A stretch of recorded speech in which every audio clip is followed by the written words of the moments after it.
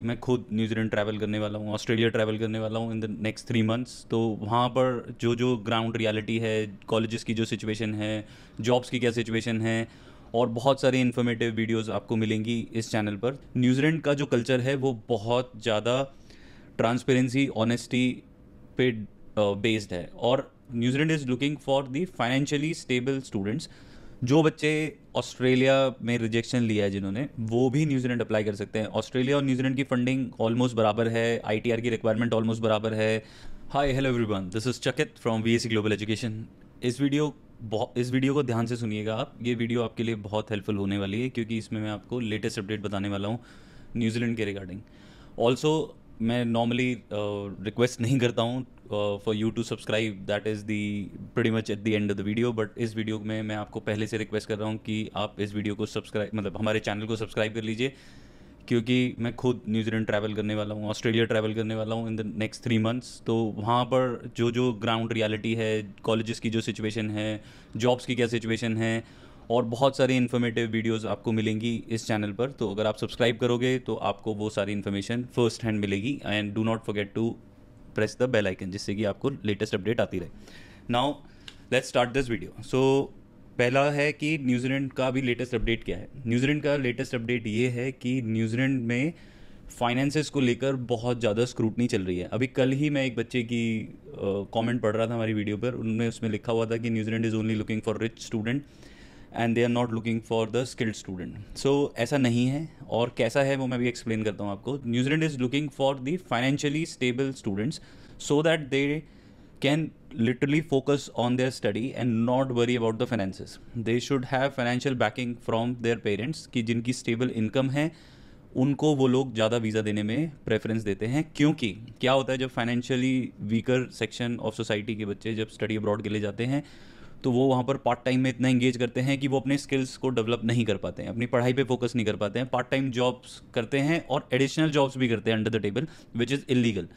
New Zealand का जो culture है वो बहुत ज़्यादा ट्रांसपेरेंसी, ऑनेस्टी पे बेस्ड है। और जैसे ही वो किसी ऐसे बच्चे को पकड़ते हैं जहाँ पर वो इलीगल जॉब कर रहे हैं, उनको वो सीधा डिपोर्ट कर देते हैं। तो वो नहीं चाहते कि कोई भी ऐसा बच्चा वहाँ पर आए जो कि फाइनेंशियली स्टेबल ना हो।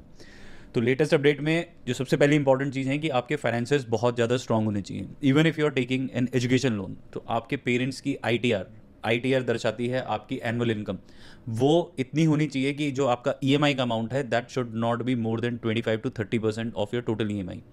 सो फॉर एग्जांपल आपकी 15 लाख की एनुअल इनकम है, तो आपकी आई जो ईएमआई है that amount should not be more then 3 to 4 lakh. Means कि आपकी जो ईएमआई है वो 25 से 30 हज़ार रुपये के बीच में अगर होगी ईएमआई का अमाउंट, तभी आपको ज़्यादा प्रेफरेंस मिलेगी in terms of getting the visa. So जितने ज़्यादा स्ट्रांग होंगे आपके फाइनेंसेस, उतने ज़्यादा स्ट्रांग होंगे आपके वीज़ा के चांसेस। ये है न्यूजीलैंड का फंडा। अभी न्यूजीलैंड में वीज़ा आने में लग रहा है अराउंड 45 to 60 डेज। तो जुलाई इनटेक के लिए ये जो वीक है, next week, that should be the end of July intake. So July intake में जो जो बच्चे अभी अप्लाई करना चाहते हैं उनके पास ये नेक्स्ट वीक तक का टाइम है। नेक्स्ट वीक तक आपका अगर वीज़ा फाइल हो जाता है तो there are very high chances कि आप जुलाई इनटेक में जा सकते हो। अदरवाइज़ फिर आपको अपना इनटेक को डेफर कराना पड़ेगा। अब बहुत सारे बच्चे ये सोच रहे होंगे कि अभी जुलाई इनटेक है, मैं अभी फंड्स को अरेंज कर रहा हूँ, अपनी पीसीसी का वेट है, मेडिकल का वेट है। तो इस केस में आप क्या कर सकते हो, आप वीज़ा अप्लाई कर सकते हो अपने जुलाई के ऑफर लेटर के साथ। जब आपका वीज़ा अप्रूव हो जाता है, एआईपी आ जाता है, तो आप इमिग्रेशन से रिक्वेस्ट करके अपना जो नेक्स्ट इनटेक का जो ऑफर लेटर आएगा आपको, उसके बेसिस पर आप अपना वीज़ा ले सकते हो।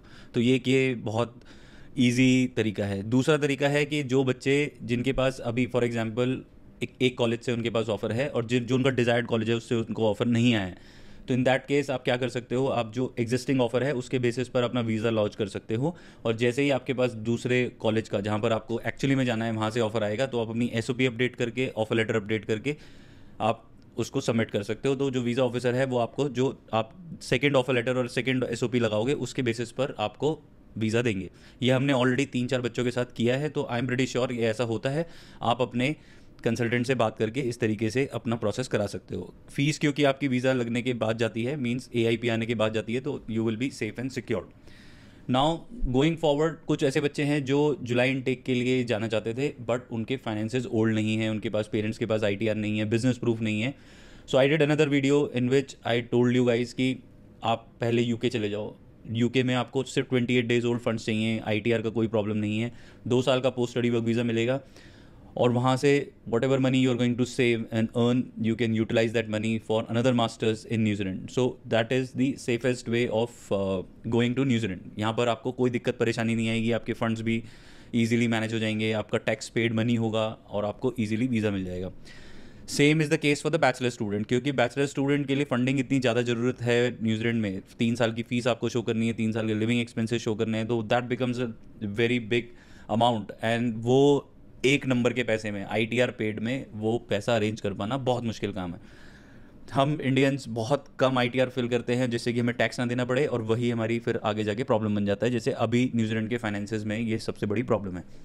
तो इस केस में ये एक राउट है जिसके थ्रू आप न्यूजीलैंड जा पाओगे, बट उसमें लगेगा थोड़ा टाइम. तो बिजनेस प्रूफ्स होने चाहिए आपके पास, जॉब के प्रूफ होने चाहिए, जो भी आपको स्पॉन्सर कर रहे हैं उनके पास ये सारे डॉक्यूमेंट्स अवेलेबल होने चाहिए, तभी आप न्यूजीलैंड का वीज़ा इजीली ले पाओगे, अदरवाइज आपको वीज़ा लेने में होगी परेशानी. नाउ कनाडा का सितंबर इनटेक अभी ओपन है, वहाँ पर अगर आप अप्लाई करना चाहते हो आप वो भी कंसिडर कर सकते हो, आप यूएस अप्लाई करना चाहते हो वो भी कंसिडर कर सकते हो. बहुत सारे ऑप्शंस हैं, सिर्फ न्यूजीलैंड नहीं है. और जो बच्चे ऑस्ट्रेलिया में रिजेक्शन लिया है जिन्होंने, वो भी न्यूजीलैंड अप्लाई कर सकते हैं. ऑस्ट्रेलिया और न्यूजीलैंड की फंडिंग ऑलमोस्ट बराबर है, आईटीआर की रिक्वायरमेंट ऑलमोस्ट बराबर है, फ्रांसिस भी ऑलमोस्ट बराबर हैं.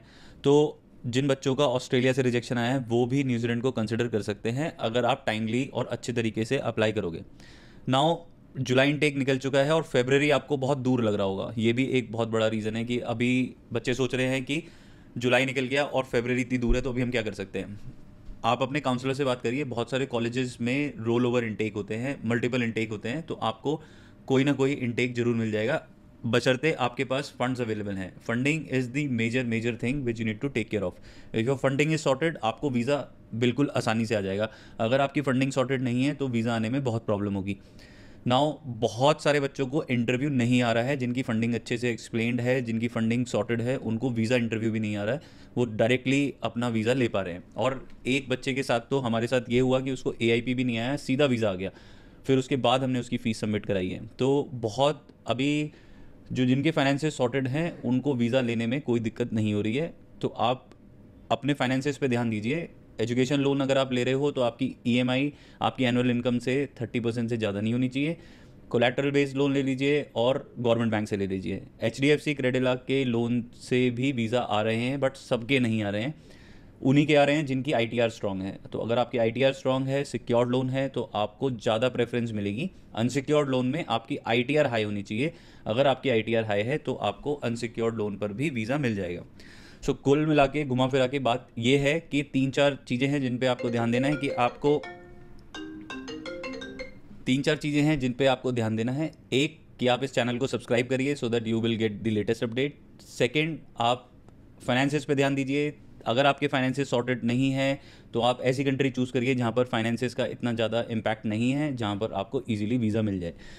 किसी भी क्वेश्चन का आपको आंसर चाहिए कमेंट सेक्शन में लिखिए, और अगर हमसे पर्सनलाइज्ड आपको अपना केस प्रोसेस कराना है तो there is a link given in the description through which you guys can get in touch with us. We will be more than happy to help you and we will take care of the entire process, right from shortlisting the best program for you, helping you get the offer letter, we will help you with the education loan, we will help you write your SOP, we will help you prepare for the interview. Each and everything we are going to help you out with. So thank you for watching this video. If you have liked this, then hit the like button, share it with your friends and family, and subscribe to VSE. We shall see you in our next video. Till then, you guys take care of yourself. Bye bye.